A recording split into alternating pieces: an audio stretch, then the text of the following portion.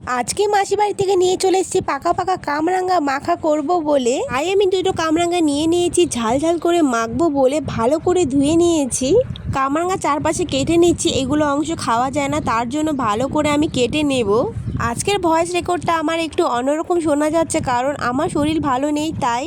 তারপর আমি কামরাঙ্গাগুলো চাকচাক করে কেটে নিচ্ছি। দেখো খুব সুন্দরভাবে কাটা হচ্ছে, যেন মনে হচ্ছে স্টার। ফাইনালি আমার এক প্লেট কাটা হয়ে গেছে কামরাঙ্গা। আর উপরে দিয়ে দিচ্ছি বিট লবণ। তোমাদের কার কার কামরাঙ্গা খেতে ভালো লাগে কমেন্টে জানাও। আমার তো অনেকই ভালো লাগে। কামরাঙ্গার মধ্যে লঙ্কা দেওয়ার আগে আমি টেস্ট করে দেখলাম টক না মিষ্টি, আমি তো পুরোই অবাক হয়ে গেলাম। কামরাঙ্গাটা ছিল চিনির থেকেও মিষ্টি, এটা লঙ্কা দিয়ে খেলে একদমই ভালো লাগবে না, তাই শুধু লবণ দিয়েই খেয়ে নিলাম। এদিকে মা চাল ছাড়ছিল, তার জন্য মাকেও দিলাম টেস্ট করার জন্য। মা বললো কেন মাখিসনি? আমি বললাম মাকে আগে তুমি খেয়ে দেখো আমি কেন মাখিনি। মা খেয়ে বললো যে হ্যাঁ অনেকই মিষ্টি, এটা এমনিতেই ভালো লাগছে খেতে।